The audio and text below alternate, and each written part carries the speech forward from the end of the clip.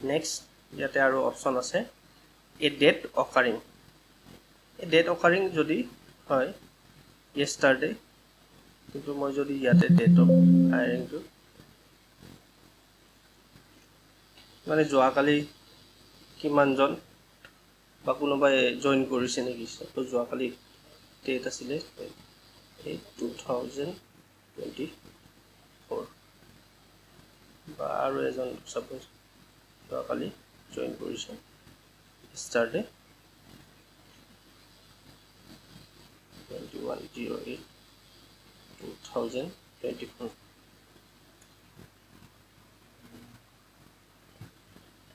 এই conditional ফৰমেটিংটো mainly data এনালাইসিসৰ কাৰণে use কৰা হয় এইখিনি ইউজ কৰি আমি বিচাৰি উলিয়াব পাৰোঁ বা হাইলাইট কৰিব পাৰোঁ আৰু এটা মই দিছোঁ আজি 22/08/2024 তো এতিয়া আমাৰ ডেট অকাৰিং এইটো কাম কৰিব মই সেলটো সিলেক্ট কৰি লৈছোঁ সেল কলমটো সিলেক্ট কৰি লৈছোঁ এতিয়া মই ইয়াতে কন্ডিশন লগাম এ ডেট অকাৰিং yesterday ওকে কৰি দিলো ইয়াতে চাওক এই দুটা মই যেটো বনাই দিছিলোঁ yesterday জয়েন কৰা মই দুটাই দিছিলোঁ এই দুটা yesterday জয়েন কৰা এমপ্লয়িখিনি ইয়াতে হাইলাইট হৈছে একচুয়ালি ডেট দুটা একচুয়ালি হাইলাইট হৈছে তেনেকে আমি টুডেও লগাব পাৰোঁ কন্ডিশনত টুডে আগৰটো থাকি ঠিক আছে আগৰটো থাকক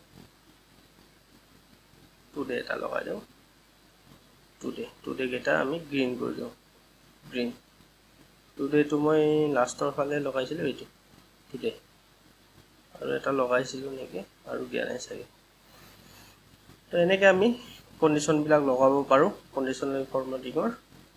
ইয়াতে আৰু ডুপ্লিকেট ভ্যালু আছে ডুপ্লিকেট ভ্যালুটো সিম্পল ডুপ্লিকেট ভ্যালু থাকিলে ইয়াতে ডুপ্লিকেট বুলি দেখুৱাই দিব ইয়াতে তো মেল ফিমেল ডুপ্লিকেট আছেই তো ইয়াতে লগাই দিওঁ ডুপ্লিকেট ভ্যালুজ গোটেইবিলাক duplicate values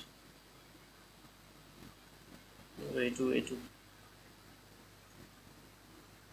duplicate ভ্যালুবিলাক mainly highlight কৰি দিয়ে ইয়াতে সাপোজ স্যালাৰিটো বা একে ডেট ইয়াতে suppose date of hiring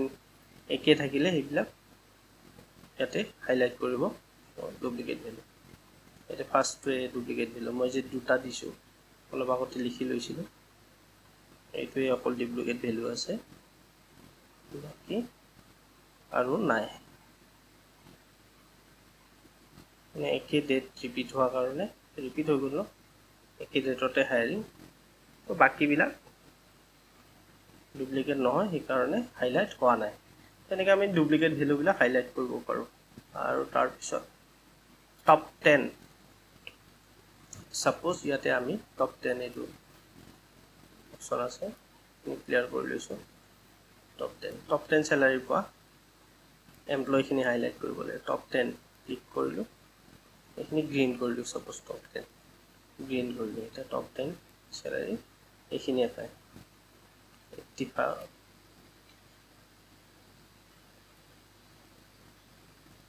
top 10 স্যালাৰি পোৱা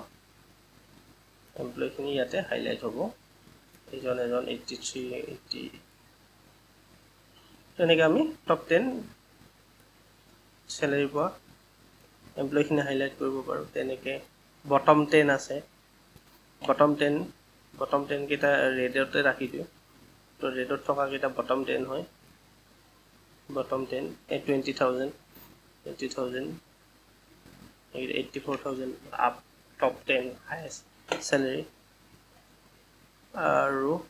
এবভ এভাৰেজ পোৱা এমপ্লয়িখিনি হাইলাইট কৰিবৰ কাৰণে এবভ এভাৰেজ হাইলাইট কৰিছোঁ এবভ এভাৰেজ এইখিনি এবভ এভাৰেজ পায়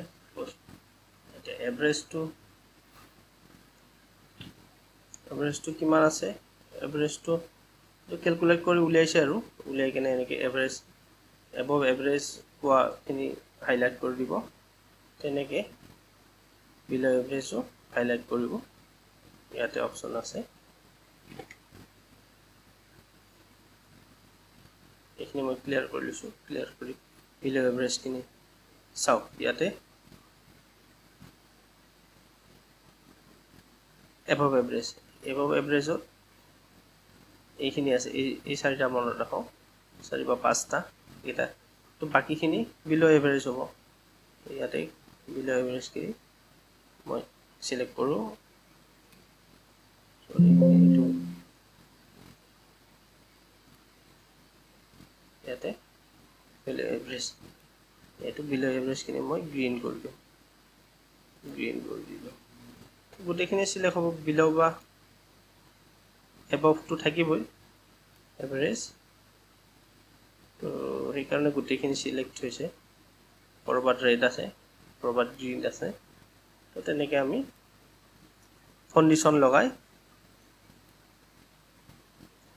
চেলবিলাক হাইলাইট কৰিব পাৰোঁ তাৰপিছত আছে গ্ৰেডিয়েণ্ট ফিল এতিয়া ইয়াতে এইটো ক্লিয়াৰ কৰি লৈছোঁ নেক্সট আছে নেক্সট ডাটা বাৰ্ছ আছে গ্ৰেডিয়েণ্ট ফিল ইয়াতে মানে বাৰ টাইপৰ দেখুৱাই আৰু কিমান চেলাৰীটো বা এমাউণ্ট যিটো চেলাৰী বুলি নহয় বেলেগ থাকিলেও যিটো কম বেছি তেনেকৈ বাৰ আকাৰত দেখুৱায় বাৰ বেলেগ বেলেগ ষ্টাইলৰ আছে যিটো বাৰ ভাল লাগে তেনেকৈ যদি দিব বিচাৰে দিব পাৰে ইয়াতে আকৌ আছে বেলেগ কালাৰ স্কেল আছে কালাৰ স্কেলত যিটো কম আছে এনেকৈ সাপোজ 80,000 টো মানে হায়েষ্ট নহয় এইটো গ্ৰীণ আহিছে এইটো অকণমান মিডিলত এইটো য়েলোইছ আহিছে এইটো কম হয় সেইটো কাৰণে ৰেড আহিছে তো এনেকৈ কালাৰেজো কৰিব পাৰি এইটো ইয়াৰ ভিতৰত কালাৰ স্কেলছ তাৰপিছত আৰু এটা আছে আইকন সেট ইয়াতেও তেনেকৈ আইকন সেট আছে এইবিলাক আইকন এনেকৈ ইয়াতে আইকন সেট লগালে এনেকৈ আহিব যিটো বেছি আছে হাই ভেলুবিলাক গ্ৰীণত ওপৰৰ ফালে দেখুৱাব এটা হাই ভেলু এইবিলাক হাই ভেলু এইটো ল' ভেলু এইবিলাক মিডিয়াম ভেলু এনেকৈ তিনিটা টাইপৰ শ্ব' কৰি দিয়ে ইয়াতে বেলেগ আইকনো আছে মেইনলি এইখিনিয়ে আছে